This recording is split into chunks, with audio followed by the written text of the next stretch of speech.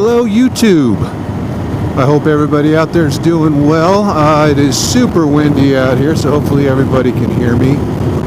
My name's Jason and this is my channel, Upshifting Adventures. First things first, if you are watching, please go ahead and go and hit that subscribe button and like all the videos. I need your help feeding my 5 kids. No, I'm just kidding. I have this channel simply because I am a motorcycle and two-wheel enthusiast. I've been riding motorcycles for around about 30 years now, and I have a serious passion for bikes. I just love them. I don't know what my life would be like without a motorcycle, honestly. So I made this channel in hopes that I can share some of my information and some of my experiences, maybe help a few people out, or maybe just have some people enjoy my videos. So today I am on my BMW 1250 GS adventure, and I wanted to talk about it because most of the videos that I see or come across are, you know, they're guys that honestly are almost professional adventure riders, you know, or they're guys who ride different bikes all the time from different dealers, and they do reviews. And let's face it, those reviews are usually skewed because nobody wants to piss off a manufacturer, and then they won't be getting bikes anymore, right? So I will start out by saying that this BMW GS 1250 adventure, I absolutely love it. One of the most favorite bikes I've ever owned, and I've owned, I couldn't even begin to count. I can't tell you. I've owned a lot. Is it the perfect bike for everything? Of course not. Nothing is. But I want to talk about it with respect to adventure riding. I have, I think right now I have 4 bikes. I've got this GS 1250. I've got the KTM 1290 Super Duke. I've got a custom chopper hardtail, and then I've got a KTM 300 XC enduro bike. For general all-around riding, this bike is fantastic. But let's go into categories. If I'm riding around town just for the day and just having fun, not the bike I would take. It's very tall, it's very heavy, and it's difficult to move around in small spaces for sure. For that, I usually take the KTM, the Super Duke. For bar hopping, things like that, I love taking the chopper out every now and then on a Saturday night or whatever, right? But for going on a long ride, this bike, in my opinion, is really hard to beat. Now, you see videos and stuff of guys, you know, the GS trophy style of riding and the off-road, going up these incredible steep hills and rocky cliffs and all that other stuff, right? I'm going to say that those guys are few and far between, and they're a rare breed of guys that can do that with this bike. So, is this bike for the average everyday guy like myself or gal, like hopefully those who are watching this video? And where does it excel? Honestly, I believe it excels on the road for touring.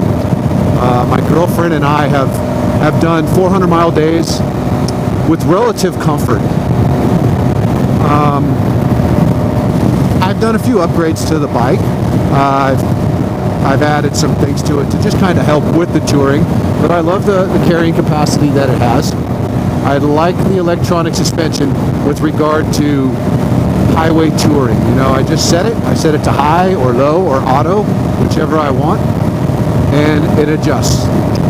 The road, setting the suspension to the road mode makes it kind of like just driving a cruise ship down the highway. If you put it in dynamic, it gets much more responsive, and for those like windy roads and stuff like that, like I'm on now. How does the bike handle corners? Unbelievably, if you ask me. I would say that I am a very aggressive street rider and more of a tame dirt rider. I'll talk about the differences between the dirt and the highway, and I'll start with the highway here. Going down the highway, this bike is just plush. You forget you're on a motorcycle. You can really just ride it, and you're free to notice the terrain and enjoy the ride. In the twisties, it is remarkably stable and sharp. Sometimes when I'm taking my rides, I usually ride west, and on the way home, I'm here in the Denver area. You know, you've been out for a few days, you've been on the road for 8 hours, you just want to get back to the house. I will pick it up for sure. You know, there are, and you know, on the way into the Denver area, a lot of twisty roads, uphill, downhill, and very tight turns. And I will find myself forgetting that I'm on a big adventure bike and literally leaning myself off the bike and pulling it around corners like I'm on a race bike. And it just really likes to turn. And stably too. There's no, it doesn't understeer, it doesn't oversteer. When I want it to come back up, it comes back up on demand. When I want to lean it over, it leans over on demand. Of course, the quick shifter is nice to have in those kind of situations as well. The quick shifter is pretty good. It's not like my KTM's, I'll tell you that much, but it's pretty good. So the tires that this bike came with were the Anakis, the Michelin Anakis, and they were really great highway tires. Off-road, not so much. So once I had about 7,000 miles on those and they were wore out, I put what I'm riding right now, which is a set of Anaki Wilds, which are knobbies. They're called 50/50s. They're pretty aggressive knobbies. They were said to get about 6,000 miles, and everybody, of course, said no way, but yes, they're supposed to. Well, I've got about 2,000, maybe 2,400 on them right now, and they're showing some pretty good signs of wear. So I don't know how long they're going to last, but I do know that even for knobbies on the highway, I forget that I'm running knobby tires. They grip fantastic around the corners, and they're very smooth. The one thing I will say about them, though, is they are noisy as a tire can be. So I am headed out to Utah in a couple of weeks, and it will be my last ride on these tires before I have to change them out. And I'm kind of concerned about a 9 or 10 hour day on the bike, that the noise of the tire, especially coming through the front of the bike, is just going to kill me. But we'll see. On the dirt, this bike, I would say that this bike is very, very planted on dirt roads, long country dirt roads of, you know, hard packed dirt. I'm very, very comfortable on it. I could easily do 50, 60 miles an hour all day long on a dirt road without ever getting getting kind of nervous, or, you know, the hair on the back of your head standing up or anything like that. But in actual rough terrain, you know, kind of dirt bikey trails that you see these guys doing on these GSs all the time, I don't think that it's really the best bike for that. And I think one of the reasons really is the unilever front end on the bike. It is fantastic that you can get hard on the brakes, whether it's on dirt or on the street, and the bike doesn't seem to dive at all. It stays very stable. However, the first thing I noticed looking at my shocks is they were so skinny. I thought, how can this bike survive hits with these little tiny shocks, very skinny diameter tubes? Obviously realizing that the unilever soaks up a lot of the bumps, right? But for me, when I'm going over really rough terrain on this bike, it feels like it wants to fall apart. It's just bouncing and banging and making a whole lot of noise, and I almost feel like I'm breaking the bike. I'm sure that that's not the case, but that's kind of what it feels like. So it's not a comforting feeling. Now again, going down, you know, just dirt roads, it's fantastic. It's equally as smooth on the dirt, if you ask me, as it is on highway. If you really want to do some serious backcountry adventure riding, I don't think it's the bike for it. Again, I'm not the most aggressive off-road rider, so I don't need it. I don't have any intentions of taking this up single track that, you know, guys on dirt bikes are riding up and stuff like that. But if you want to do some of that more aggressive stuff, my opinion would be probably the KTM, maybe the Africa Twin. And, you know, I guess truth be told, I am a big KTM fan. But I would not trade this bike for a KTM because I do more touring on dirt roads and highway, and my girl and I can go on a 6-8 day trip like one we have coming up in relative comfort. So I just love this bike. I'll go into more of some of the stuff that I've added to it and some modifications I've made later on in the video. But again, for the highway, the amount of luggage you can carry, and you know, I am a 6'4", 200, and I usually walk around at about 240 pounds, somewhere in that area. That's without all my gear on. The bike is so comfortable for me. I can literally put 400 miles a day without even thinking about it. Most bikes, including all the Harley cruisers I've owned, I'm too tall for them. Now, if you're a tall guy like myself, I would say if you're over 6 foot tall, you probably need to put some bar risers for the off-road handling. I found that when I first bought it, standing up and riding off-road, I was really hunched over the front of the bike, and that gave me some control issues. But that being said, once I put these I think they're 2-inch up and 1-inch forward risers from Rocks, totally changed the dynamic of the bike off-road, and I love riding it off-road now. Again, I don't do anything seriously hairy or anything like that, but just on dirt roads like I'm going to be getting up to here in a little bit, it's just fantastic. With a good set of tires, you know, not these knobbies, because at 80 miles an hour it rattles your teeth loose. But with like the Anakis that I had that it came with, you set the speedometer for 80 or the cruise control for 80 or 85, and you can go down the highway all day long. Very comfortable. My knees are very high and in a very bent position, but somehow BMW, like they're known for figuring out ergodynamics, it's not uncomfortable. I don't find that my knees are sore after an hour or two on the bike. I just love riding it. Obviously the heated grips and the heated seat are nice when it's a little bit chillier out, but don't we all wish that we never had to ride in the cold? However, obviously it happens sometimes. Let's see, what else? The quick shifter, like I said, on this bike, I'm not a real big fan of it. I actually end up using the clutch a lot when I'm just cruising around in town, because I feel like I'm going to break the bike using the quick shifter. Now, when you're hard on the gas and you're just blipping through the gears at, you know, 8,000 RPM, it works very well. But at lower speeds, without a whole lot of torque on the engine, not so much. Downshifting, sometimes I feel like I have to really stand on the gear selector to get it to downshift. Others not. So I guess that's my biggest complaint with it, is the inconsistency. I replaced the mirrors almost immediately with these you know, adjustable folding mirrors, because when I went through a course, dirt course, and I laid the bike down once, and the mirrors, the stock mirrors, it came loose, and it's a double nut system, right? So the one nut locks against the other. Once that happens, it just flops around. Unless you've got the tools on you to fix it right then and there, you're not getting it stable. It's just gonna wander around on you for the rest of that ride or that day or whatever. So I went with these just to prevent that from happening. I do have the hard bags on it, which I like the hard bags, but a set of Moscow, you know, or some comparable soft bags, I like the looks of them better, and of course they don't break or dent when you lay the bike down, which inevitably you're going to, right? Aside from that, though, I really like them.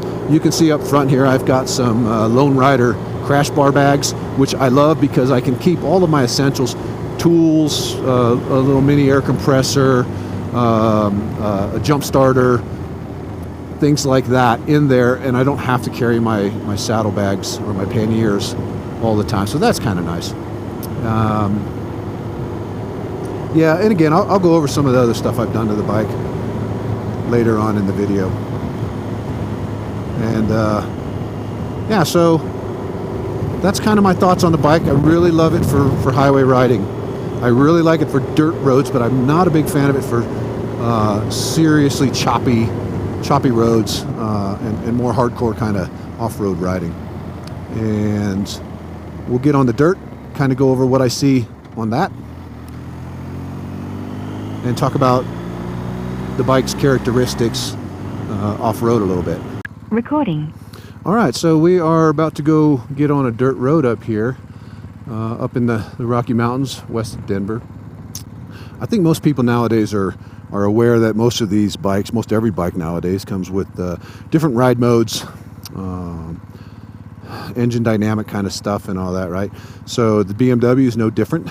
It has several different modes. You can select up to 5 as active modes, and I think there's 7 total.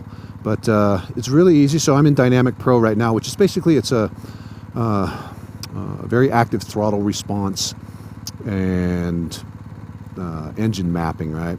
Then you also have like rain or road, which is a more subtle engine response to throttle and whatnot. But there also, if you hit the mode button here, there also is a Enduro or Enduro Pro mode. You can either select one or the other.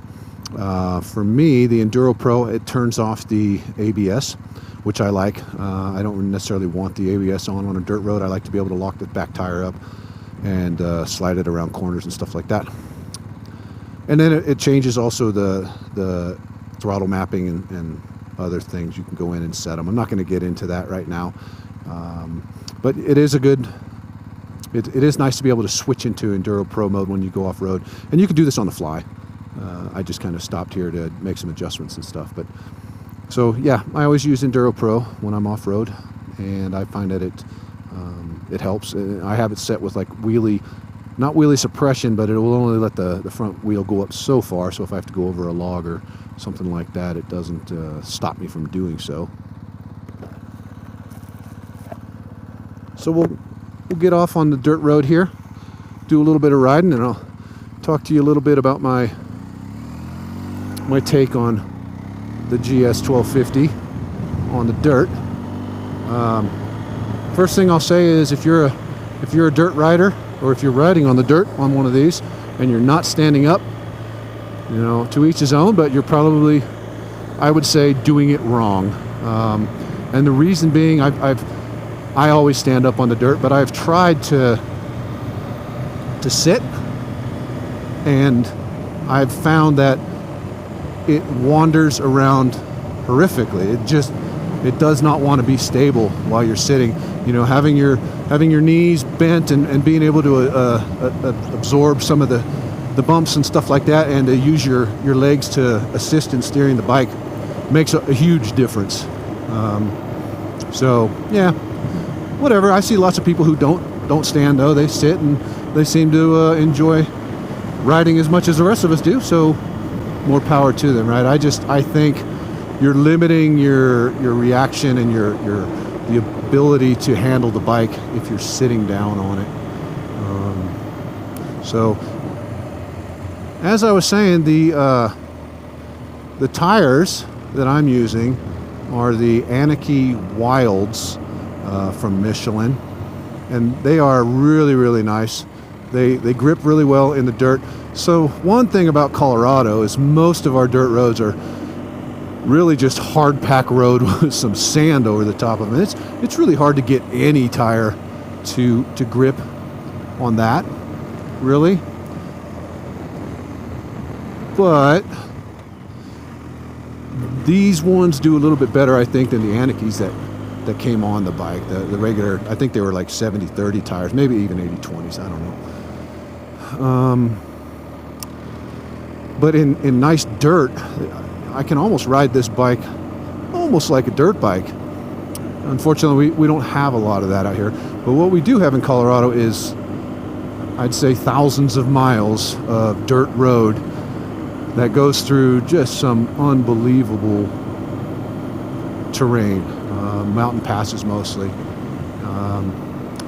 So let's get into this bike specifically with regard to off-road riding. I don't know if it's just me. I ride a lot of trail bike stuff. Motocross, used to do some motocross riding. I feel like this bike, the front end wants to wash out on me around corners a lot, even with these tires. So it's something I've had to deal with. I don't know if everybody else feels that or not, but I definitely do. I'm never really comfortable going around corners quickly on this bike, although I can if I really have to. It makes me a little nervous because I always feel like it wants to lay down on me. So that's probably my riding, though. I will say that putting these risers on the handlebars did help quite a bit with giving me better position on the bike. Yeah, it in all actuality, it's probably me. But I will say that none of my none of my other, like my dirt bikes and stuff, I never feel that when I'm riding, you know. I'm always a little cautious about jamming on the front brake on this thing in a corner because I'm afraid it's gonna lay down on me. Truth be told, it's happened once. I was going a little faster than I should have been on terrain that I shouldn't have been going that fast on. No big deal. It happens. I didn't get hurt. Bike didn't get too hurt, so a little cosmetic damage. But it's a BMW, so just know that cosmetic damage will cost you, right? I think anybody who buys a BMW already knows that. So, yeah, again, like hitting these little ruts in the road, the bike just like, it's like because of this unilever front end. It just, I know that it's doing what it's supposed to do and how it's supposed to do it, but it just makes me feel like it's braking, right? Like the bike is braking on me. Obviously not the case. Again, these are all observations from a guy who's just a normal guy who loves to ride bikes, and I'm hoping to give some, you know, a little bit of information to the other normal guys and gals out there who just want to ride their bike and enjoy it. This is an expensive bike, so to buy one that you can't or don't want to ride, that's a waste of money. So I'm hoping to give as much good info about the bike as I can. And yeah, now I will say, like off-road on these roads, this Boxer engine has such smooth power. It almost doesn't really matter what gear you're in, you know, with some degree obviously of common sense. You can't go up a hill at 10 miles an hour in 6th gear, but I find that if I'm in 3rd gear and I have to slow down for a turn, like this one here, see, I'm in 2nd gear, but I'll just click it up to 3rd. I'm going, you know, 17 miles an hour or less. So I'm not shifting.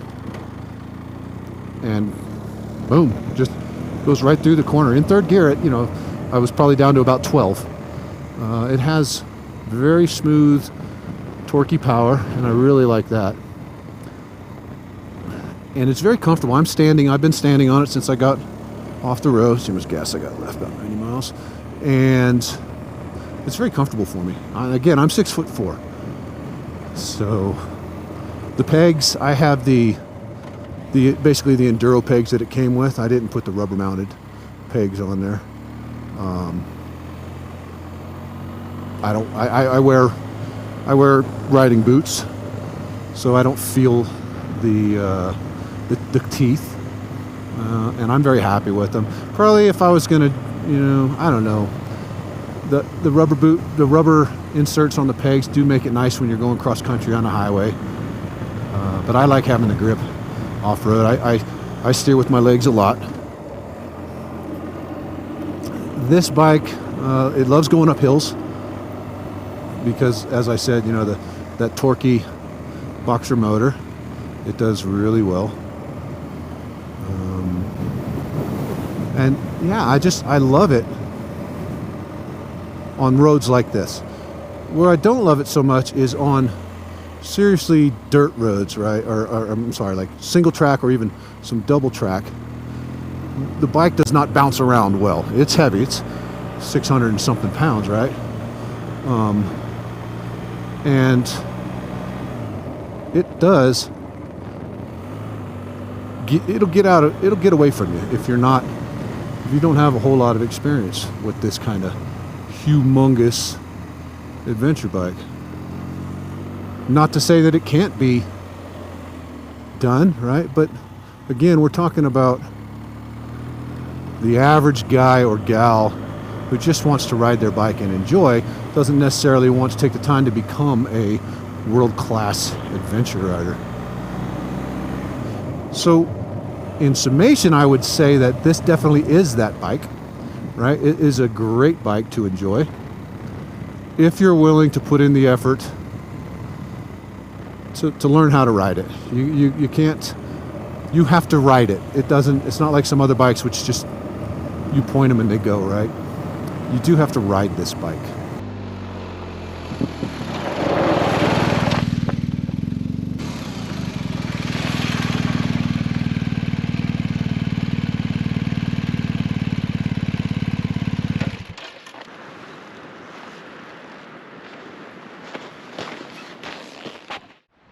So I just wanted to go over a couple of things that I've done to the bike that I enjoy riding with, and some of the improvements I think I've made to the bike, or how it comes stock. Again, if you buy the standard GS, or well, the GS8 comes with everything, but if you buy the standard GS, you're probably going to end up spending more money putting everything else on it to make it truly a great adventure touring bike. So my suggestion is just buy the bike with everything, and you'll be much happier in the end. But let's go over some of the things that I've done to this bike.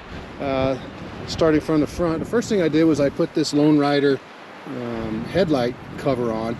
Am I a serious off-road adventure rider? No. But do I want to rock busting my headlight if I'm riding with somebody else out there? Nope. So that's why I did that. Lone Rider also makes these really cool crash bar bags. Again, I talked about it in the beginning of the video, but what it does is it gives me the ability to keep all of my essential stuff on the bike, so that if I don't want to take my panniers, I can leave them at home and don't have to worry about them, right? So that's really nice. Another thing I did was I added this aftermarket skid plate. The factory one, it only covers the very bottom of the engine. It doesn't cover the transmission or the exhaust pipe. So I wanted something a little bit more sturdy, gives me a little bit more peace of mind off-road, right? And I'm glad I did it. It wasn't too hard to install. Only took a little bit. Obviously the GSA comes with these crash bars. It comes with the larger tank. I think it's a 7 point something gallon, almost an 8-gallon tank, which is really nice. I added the rocks risers up 2 inches, and I think forward an inch, or maybe an inch and a half or something like that, which they've been really great. I like them a lot. Also put the Ram folding mirrors on there, which is really nice. The Wolfman tank bag, it's small, but honestly it's already too big. It's really hard to stand up on this bike, because if you look from the back edge of the tank bag to the seat, to the foot pegs, it's almost right below it. So for riding down the highway, great, no problem. But honestly, off-road, if you're standing up and if you have to lean forward, it's really kind of a pain. I did go with the aluminum hard bags or panniers. Maybe the blacks would have looked a little bit better, I don't know, but I like them. I also put this back seat delete from Outback Motor Tech, because usually, now that Janine has her own bike, we ride separately. If she's going to go with me, I'll just put the old seat back on. So a few bits of hardware, nuts and bolts you got to change. But I like this because I can put my bag right behind me. I use a Moscow 40 liter or 48 liter roll top, and I can lean back on it. It's actually really comfortable. I put this Rotopax on here for extra gas if I need it. I also have a water can. Just depends on what I'm going to be doing. I can also always slap the water on there as opposed to the gas. No big deal. I had originally bought a mount that would go inside the pannier luggage rack here, and mount the gas can on the inside, but it was the wrong mount, so I got to figure something out on that one. I really haven't done too much else to the bike. It's pretty much stock, but it's been great to me. I love it. The Navigator 6, the BMW GPS, I bought that as an upgrade with the bike. I wish I hadn't. It's glitchy, but I've heard that they've fixed that problem now, so maybe not an issue anymore. So there is my bike. It's been great. I love it. Again, it's really not for going out on the town. I don't think it's too heavy and bulky and high-centered, but for adventure touring and cruising, and for light duty off-road work, I think it's a blast.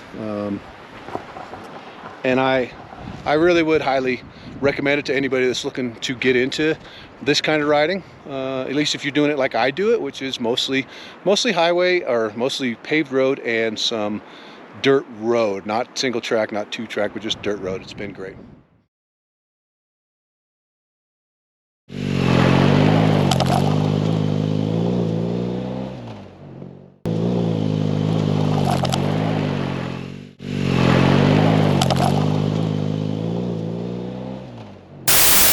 really am fond of the fact that I can go from, 300 miles in a day down the highway and then jump on a dirt road and go for another 100 miles. It's just great. I also really like the fact that the highway corners are not even a concern. So I don't take the freeway anywhere I go. I will always pick the longer, twistier route, and I'm so comfortable doing that on this bike, fully loaded with a passenger. I don't get very aggressive when I have my girlfriend on the back, because I just don't like that responsibility of somebody else's life in my hands and being careless with it, right? So I tend to ride very cautiously when she's with me. But even that being said, I don't feel like I'm overly cautious. I feel like I can still ride the bike in the twisties and things like that, which is fantastic. So yeah, so overall, I give this bike definitely an A+. If you're willing to spend the money on the complete, I wouldn't buy the bone stock GS, because you're just going to end up throwing a bunch of money at it anyways. It's really what makes it the bike that it is all the additional stuff you can put on it and have with you while you're riding. That's what makes this bike, I think, a notch above the competition and the other stuff that's out there, right? So if that is worth something to you, I'm happy, and I hope that it has helped make some decisions, or maybe confirmed your own thoughts on your bike that you may have. And I hope that more people will get into this sport. Actually, I know it's gotten huge. I mean, even Harley Davidson has entered the adventure bike arena, which tells you something about the sport if Harley has done that. I rode it. Not for me. I'm too tall, I think. But I know it's a nice bike. It's a good bike. Just not the bike for me. I don't think I would buy another bike for this, aside from the GS. I know that the Super Adventure from KTM is a great bike, and I like that it has more of an off-road feel to it. I would definitely be willing to take it on more gnarly stuff than this bike. But I do a lot of miles on the highway as well, or on the road, I should say. And I don't think you can beat this bike when it comes to that. So, anyways, I hope that's some good information for you all. And I'm going to keep riding for a little bit and then head on back to the house. Call it a day.